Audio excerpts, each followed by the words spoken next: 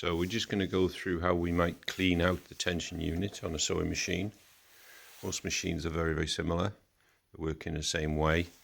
There's a set of plates in the tension unit, which is on this machine there.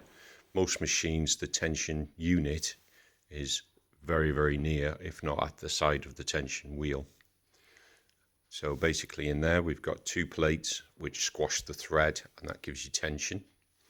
When you lift the presser foot, the spring-loaded action of the unit is taken away and the plates are loose, and that will allow the thread to flow through. If we've got a problem with the top tension, so if we have threaded through to the eye of the needle with the thread straight out to the left, if we're pulling that with the presser foot up and it's loose, we put the presser foot down and we pull it and it's still loose, then we've got a top thread tension issue and we need to look at the unit. So we're going to lift the presser foot. Now we're doing that to make sure that the discs are loose and open. We're going to take the thread out,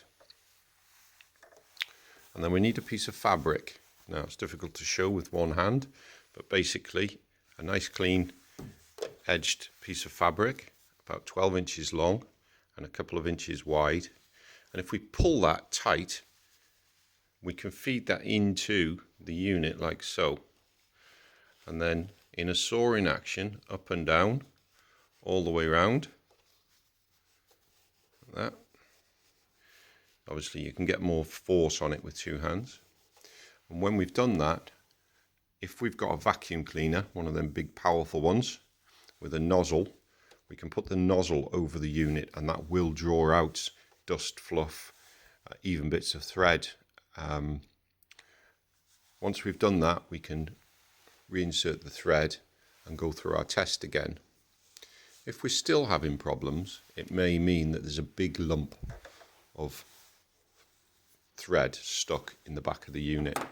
Now it's really difficult without taking the machine to pieces to get at that, but what you can do is use a sharp kitchen knife and go in and split the discs. So what we're doing there, we're going in to the discs and we're going to have poke around just to see if we can dislodge anything that might be in there. Now we can do that quite vigorously, but what we don't want to do is to go left and right. We need to keep any knife that we put in there at right angles to the machine. We can have a poke around. Obviously don't push it in too far. The unit is only about an inch, half an inch in, so we don't need to go too far in. We can have a push round. You very often won't find anything. It'll just fall away and the unit will start working. Once we've done that, again, we just go through our test just to see if that has rectified the problem.